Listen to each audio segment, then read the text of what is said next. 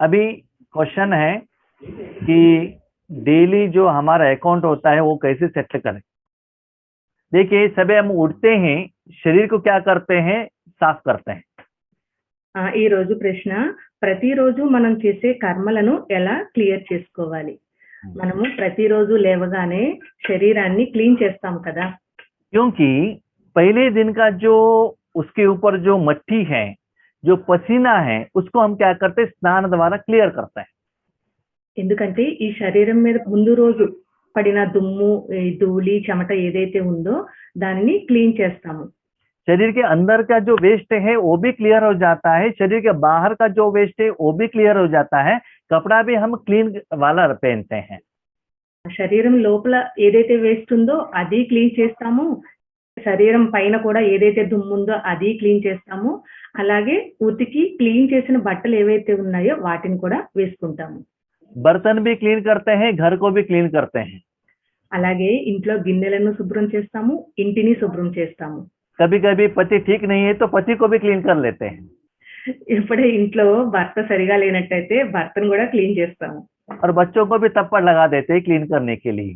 అలాగే పిల్లల్ని కూడా క్లీన్ చేయడానికంటే సరి చేయడానికి కూడా పిల్లల్ని అప్పుడప్పుడు ఒక దెబ్బ కూడా వేస్తాము. क्लीन तो सुबह किया, लेकिन शाम तक वही तन से, वही कपड़े से, वही घर से कर्म करते हैं तो मट्टी लग जाएगा। ఉదయాన్నే క్లీన్ చేస్తాము, కానీ అదే ఇంటిని, అదే శరీరాన్ని, అవే బట్టల్ని సాయంత్రం దాకా ఉపయోగించిన కారణంగా సాయంత్రం మళ్ళీ మురికిగా అయిపోతాయి. तो उसके बीच बीच में क्या करते हैं, हाथ साफ करते रहते हैं, मुख को साफ करते रहते हैं। మధ్య మధ్యలో ఏం చేస్తాము, ముఖాన్ని క్లీన్ చేసుకుంటూ ఉంటాము, చేతుల్ని క్లీన్ చేసుకుంటూ ఉంటాము. वो है क्लीनिंग प्रोसेस। దీనిని శుభ్రం చేసుకునే పద్ధతి అని అంటారు. ठीक है, अभी मट्टी किससे लगता है, अलग अलग कारण है। మట్టి మన మీద ఎలా పడింది అనే దానికి రకరకాల కారణాలు ఉంటాయి. लेकिन क्लीन करने का प्रोसेस सिर्फ पानी है। కానీ దానిని శుభ్రం చేసుకునే పద్ధతి అయితే నీటి ద్వారా మాత్రమే. जब तन गंदा होता है, कपड़े गंदे होते हैं, घर गंदे होते हैं, बच्चे गंदे होते हैं, तो मन भी जरूर गंदा होता है सारे दिन में, स्पेशली द्वापर कलयुग में। ఎలాగైతే శరీరము మురికిగా అయిపోతుంది, బట్టలు మురికిగా అయిపోతాయి, ఇల్లు మురికిగా అయిపోతుంది, పిల్లలు మురికిగా అయిపోతారు, అలాగే ఈ కలియుగంలో మనసు కూడా మురికిగా అయిపోతుంది. तो जितना आप राजयोग करते जाएंगे, जितना अपने मन को परमात्मा के साथ कनेक्शन में रखेंगे, उतना आपका मन क्लीन होगा। ఎంత మీరు రాజయోగం చేస్తూ ఉంటారో, మీ మనసుని ఎంత పరమాత్మతో జోడిస్తూ ఉంటారో అంత మీ మనసు క్లీన్ అవుతూ ఉంటుంది. नंबर 1, किस विधि से आप कनेक्शन करते हो वो इम्पोर्टेंट है। కానీ ఫస్ట్ ఏంటంటే ఏ విధి ద్వారా చేస్తున్నారో అది చాలా ముఖ్యమైనది. जैसे हम बाहर से आते हैं, सिर्फ अपने पाँव को पानी रखकर आ जाते हैं बस, और किसी का पार्ट, कोई पार्ट हम क्लीन नहीं करते हैं। బయట నుండి రాగానే కాళ్ళను శుభ్రం చేసుకుని లోపలికి వచ్చేస్తాము, మిగతా ఏ పార్ట్ ని కూడా క్లీన్ చేసుకోము. कभी कभी सिर्फ हाथ को क्लीन करते हैं, అప్పుడప్పుడు కేవలం చేతులను మాత్రమే శుభ్రం చేసుకుంటాము. कभी कभी हाथ पाँव के साथ मुख को भी क्लीन करते हैं। అప్పుడప్పుడు బయట నుంచి రాగానే కాళ్ళు చేతులతో పాటుగా ముఖాన్ని కూడా క్లీన్ చేసుకుంటాము. और मुख को कभी कभी सोप द्वारा भी क्लीन करते हैं। అప్పుడప్పుడు ముఖాన్ని సోప్ తో కూడా క్లీన్ చేసుకుంటూ ఉంటాము. और जो कपड़ा हम पहन कर आए हैं वो कपड़े को अलग करके क्लीन कपड़ा पहनते हैं।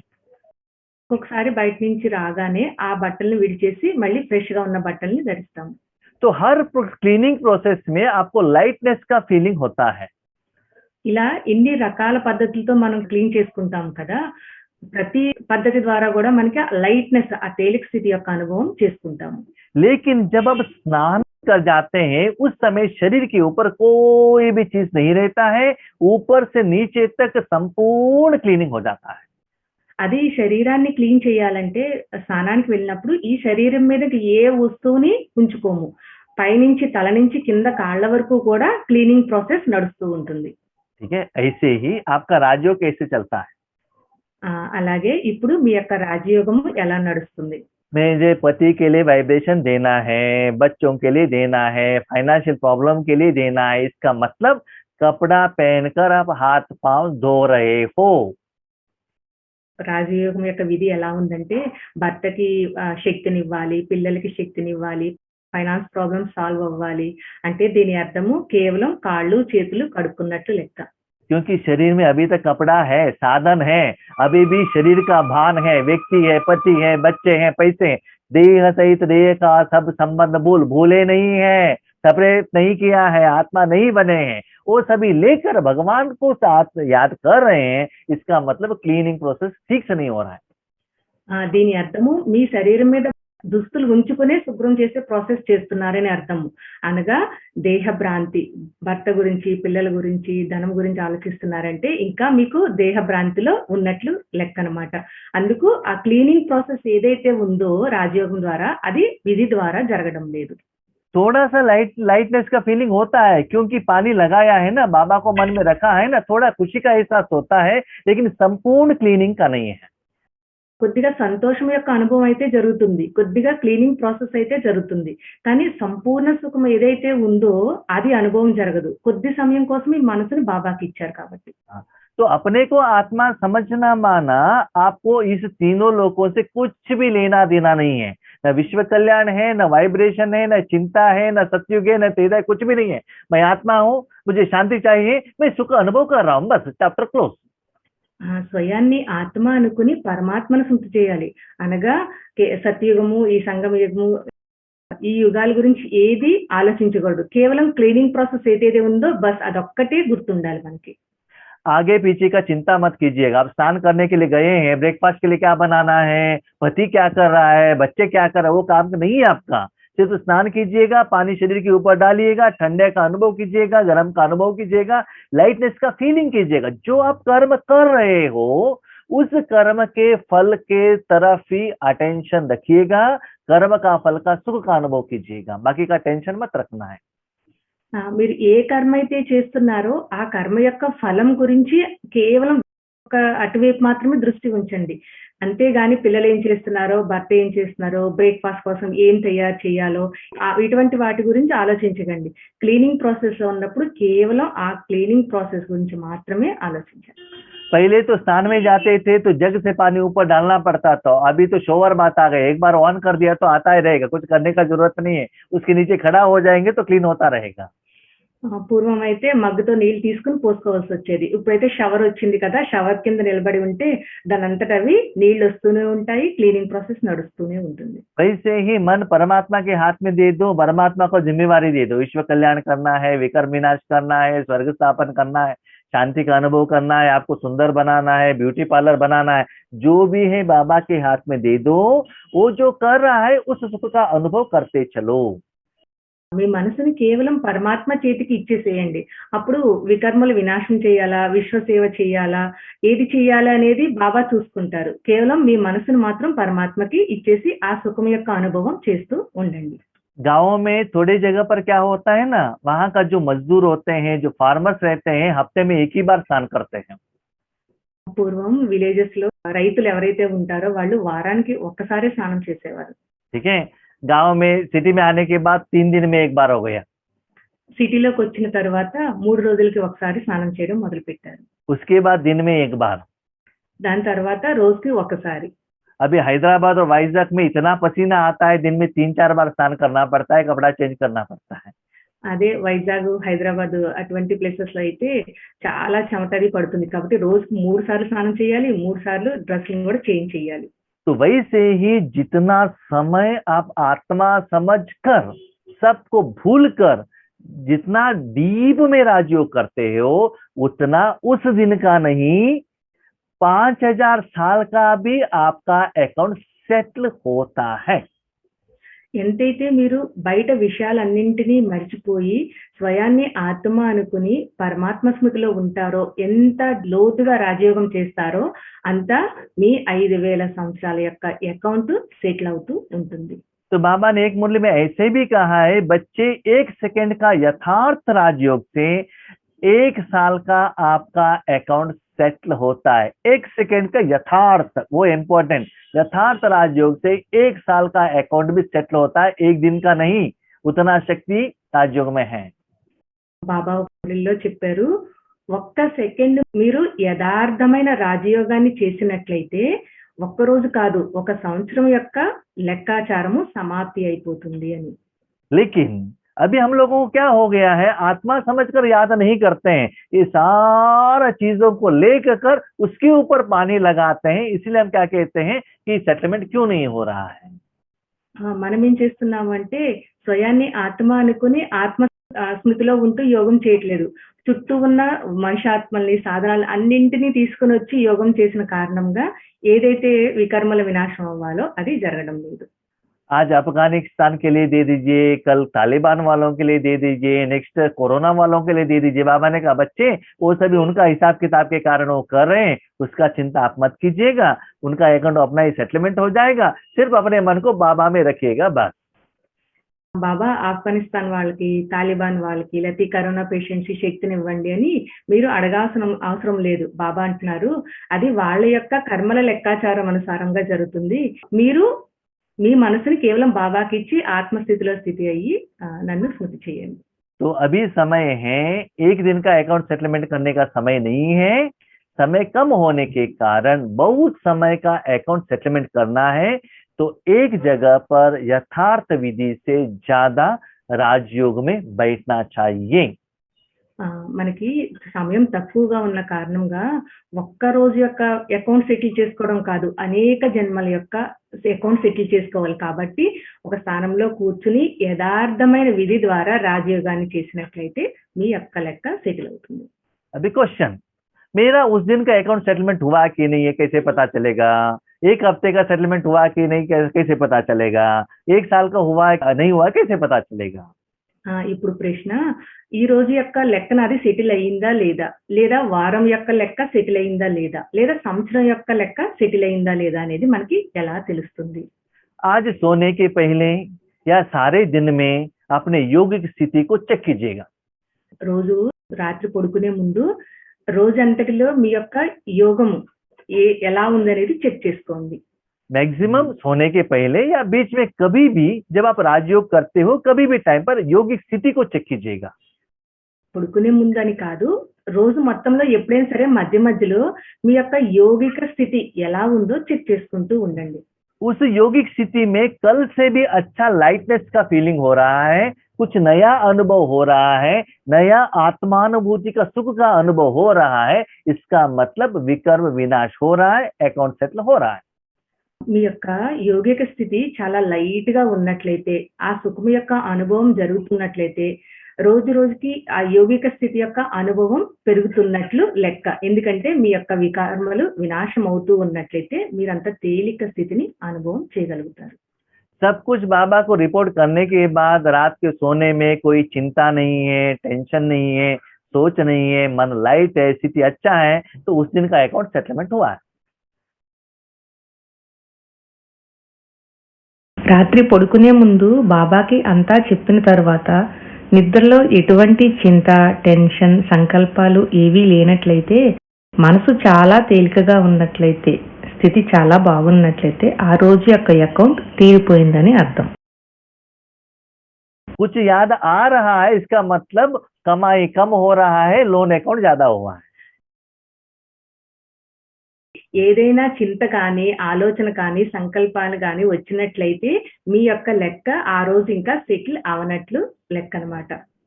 कोई कोई कहते हैं भाई जी इतना अच्छा अनुभव हो रहा है, एक हफ्ते में बहुत अच्छा अनुभव हुआ, इसका मतलब क्या है? राजयोग अच्छा हो रहा है। చాలా మంది అన్నయ్య మాకు చాలా బాగా అనుభవం జరిగింది ఈ వారంలో అని చెప్తారు. అంటే దాని అర్థము రాజయోగం ద్వారా వాళ్ళ యొక్క లెక్క సెటిల్ అయినట్లు. और कोई कोई क्या कहते हैं हम 30 साल हो गए, 25 साल हो गया, कुछ डिफरेंस ही नहीं पता चल रहा है, इसका मतलब क्या है? राजयोग ठीक से नहीं हो रहा है, एवरी डे का, एवरी मंथ का अकाउंट सेटलमेंट नहीं हो रहा है। కొంతమంది 30 సంవత్సరాలు అయినా కూడా ఆ తేలిక స్థితి యొక్క అనుభవం వాళ్ళు జరగదు. అంటే దాని అర్థము వాళ్ళ యొక్క లెక్కాచారాలు ఏవైతే ఉన్నాయో అవి ఇంకా సెటిల్ అవ్వడం లేదని అర్థం. तो अपनी स्थिति को दिन में भी चेक कीजिएगा, हफ्ते में भी चेक कीजिएगा, मंथली भी चेक कीजिएगा, ईयरली भी चेक कीजिएगा कि लास्ट ईयर मेरा मन का स्थिति कैसे लाइट था, कितना सेकंड में बाबा के साथ कनेक्ट होता था, कितना निरंतर होता था, कितना खुशी होता था। वो कंपैरिजन आप ही कर सकते हो। మీ మనసుని, మీ యొక్క స్థితిని ప్రతిరోజు చెక్ చేసుకోండి. వారానికి ఒకసారి చెక్ చేసుకోండి. నెలకి ఒకసారి చెక్ చేసుకోండి. అలాగే ప్రతి సంవత్సరము చెక్ చేసుకోండి. లాస్ట్ ఇయర్ కంటే కూడా ఈ ఇయర్ స్థితి ఎలాగుంది? ఎప్పుడైతే మీరు చెక్ చేసుకుంటూ ఉంటారో మీ యొక్క స్థితిని చేంజ్ చేసుకోగలుగుతారు. ऐसा नहीं कि हर रोज आपका स्थिति बढ़ता ही जाएगा, ऐसा कुछ कंडीशन नहीं है, कुछ नीचे भी आ सकता है। ప్రతిరోజు మీ యొక్క స్థితి పెరుగుతూ వెళ్తుంది అని కాదు, అప్పుడప్పుడు కిందకి కూడా వచ్చేస్తూ ఉంటుంది. आज 100 रुपए कमाई किया, 500 रुपए एक्सपेंस भी हो सकता है। ఈ రోజు 1000 రూపాయలు సంపాదించారనుకోండి, కానీ ఖర్చు 5000 రూపాయలు కూడా అవ్వచ్చు. तब आपका स्थिति माइनस में जाएगा। అప్పుడు మీ యొక్క స్థితి కిందకి దిగిపోతుంది. नेक्स्ट डे 1000 रुपए कमाई कीजिएगा, 100 रुपए खर्चा कीजिएगा, तब आपका स्थिति बढ़ जाएगा। నెక్స్ట్ డే మీరు 1000 రూపాయలు సంపాదన చేసుకోండి, కానీ 100 రూపాయలే ఖర్చు పెట్టారనుకోండి, అప్పుడు మీ యొక్క స్థితి పైకి వెళుతూ ఉంటుంది. जिस दिन बट्टी रहता है उस दिन कमाई ज्यादा रहता है, स्थिति अच्छा रहता है। जिस दिन बट्टी नहीं रहता है, क्लास में नहीं आता है, उस दिन कमाई नहीं होता है, क्योंकि कनेक्शन नहीं करते हैं ना, इसलिए उस दिन लाइटनेस का, नया स्थिति का, तपस्या का, खुशी का अनुभव नहीं होता है। ఏ రోజైతే బట్టి ఉందో ఆ రోజు చాలా మంచిగా స్థితి ఉంటుంది, ఎందుకంటే ఆ రోజు సంపాదన చాలా బాగా జమ అవుతుంది కాబట్టి.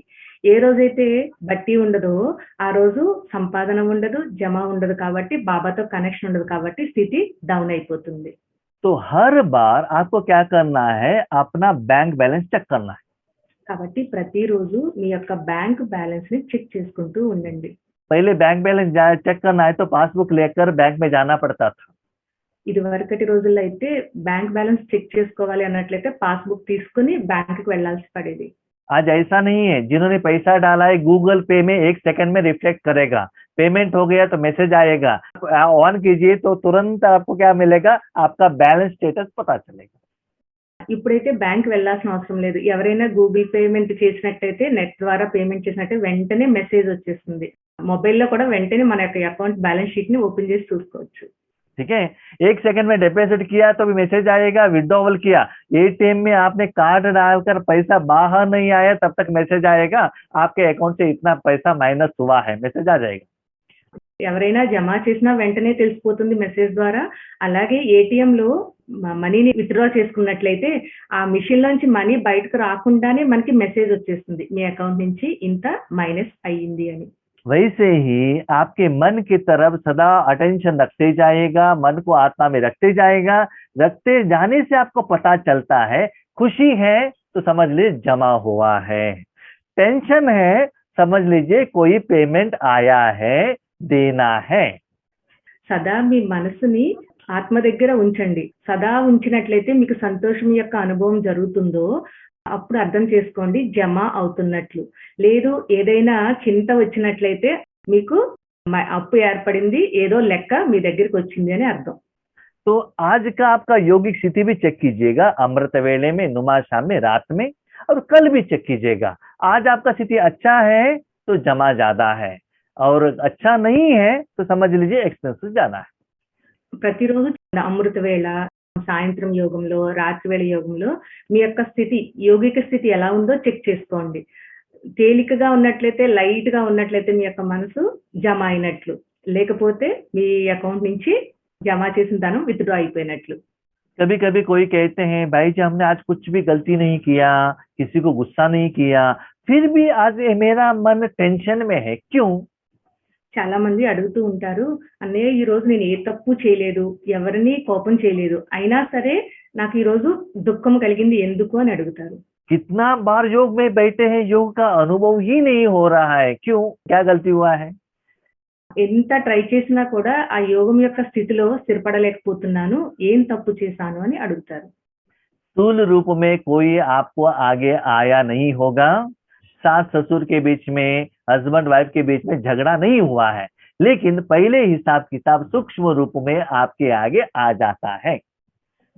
స్థూలంగా భార్యాభర్తల మధ్యన కానీ, అత్త కోడళ్ళ మధ్యన కానీ ఏమీ గొడవ జరగకపోవచ్చు, కానీ ఇదివరకు చేసిన లెక్కాచారం ఏదో ఒకటి సూక్ష్మంగా రావచ్చు.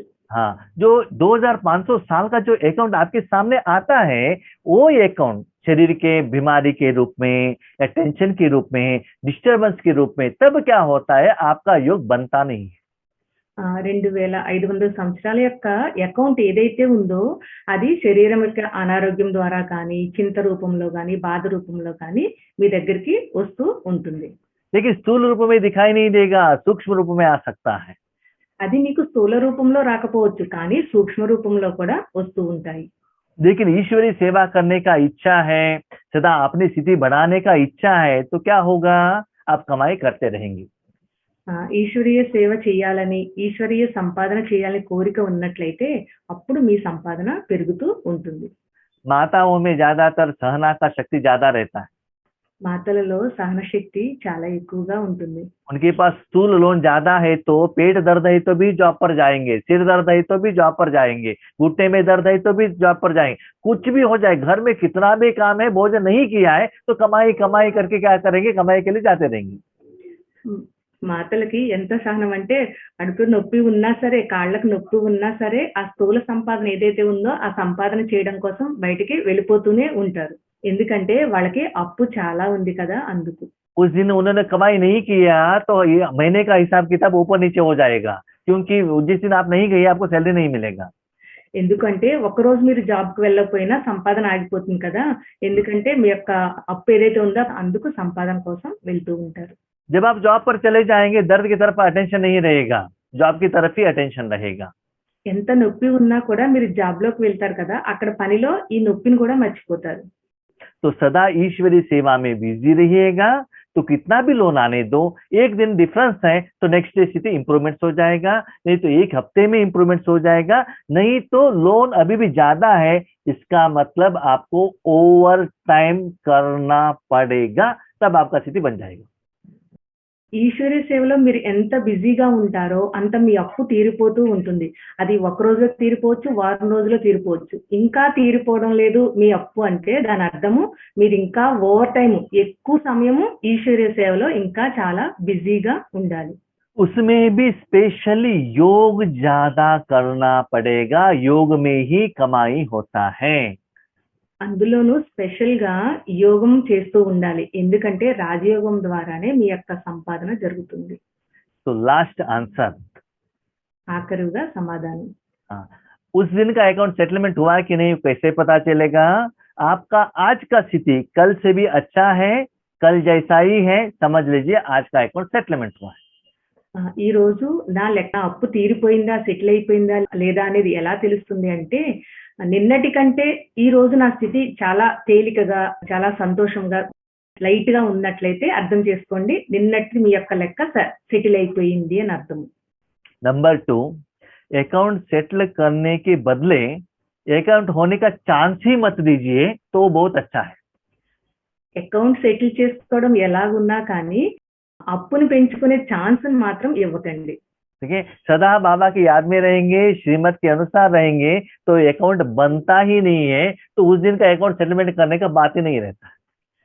సదా బాబా స్మృతిలో ఉన్నట్లయితే, శ్రీమత్ అనుసారంగా కర్మలు చేసినట్లయితే అప్పుడు మీ అకౌంట్ పెరిగే ఛాన్సే ఉండదు. जो व्यक्ति समुद्र के अंदर में ही है, सारा दिन पानी के साथ में ही है, तो उनको पसीना वो मट्टी से भी कैसे लगेगा? ఒక వ్యక్తి సముద్రం లోపలే, ఆ నీటి లోపలే ఉన్నాడు అనుకోండి, ఆ వ్యక్తికి శరీరం మీద దుమ్ము, ధూళి, చెమట ఎలా పడుతుంది? जब वो समुद्र से बाहर आएगा वो सभी लगेगा। इसलिए सदा भगवान के छत्र छाया में, उनके हृदय सिंहासन में सदा रहने से अकाउंट बनता ही नहीं है। एवरी डे क्या होता है? सेटलमेंट सेटलमेंट सेटलमेंट सेटलमेंट का खुशी होता है, अकाउंट बनने का टेंशन ही नहीं आता। ఎప్పుడైతే ఆ నీటి నుంచి బయటకు వచ్చారో దుమ్ము, ధూళి, చెమట ఆ వ్యక్తి మీద పడుతుంది. అలాగే సదా తండ్రి యొక్క స్మృతిలో, భగవంతుని యొక్క ఛత్ర ఛాయలో ఉన్నట్లయితే అప్పు ఏర్పడదు. సదా ఆ తండ్రి స్మృతిలో ఉన్న కారణంగా జమ కూడా అవుతూ ఉంటుంది. అలాగే పాత అకౌంట్లు కూడా సెటిల్ అయిపోతూ ఉంటాయి. लेकिन ये तो कहना इजी है, लेकिन करना बहुत मुश्किल है। ఇది చెప్పడం చాలా ఈజీనే కానీ చేయడం చాలా కష్టం. लेकिन करके देखने से उसका डिफरेंस पता चलेगा। కానీ చేసి చూడండి, అప్పుడు తెలుస్తుంది మీకు. जो हफ्ते में एक बार स्नान करने वाला दिन में 3 बार स्नान करने से उनको डिफरेंस पता चलता है। क्लीनिनेस किसको कहते हैं? వారానికి ఒకసారి స్నానం చేసిన వాళ్ళు, అలాగే రోజుకు 3 సార్లు స్నానం చేసినట్లయితే డిఫరెన్స్ తెలుస్తుంది కదా, ఎవరు క్లీన్ గా ఉంటారో. पवित्रता का डिफरेंस पता चलता है। ఆ క్లీన్నెస్, ఆ పవిత్రత యొక్క డిఫరెన్స్ తెలుస్తుంది కదా. तो जो हर रोज ज्यादा योग करता है, इस दिन उनका कम योग हुआ, उनको वो स्थिति में पता चलता है। ఎవరికైతే ఒక రోజు చాలా ఎక్కువ యోగం చేస్తారో తర్వాత రోజు కొంచెం సమయమే చేసినట్లయితే ఆ డిఫరెన్స్ మీకు కూడా తెలుస్తుంది. इसीलिए आपका अकाउंट आपको ही चेक करना है। కాబట్టి మీ యొక్క అకౌంట్ ని మీరే చెక్ చేసుకోవాలి. ओके, ठीक है।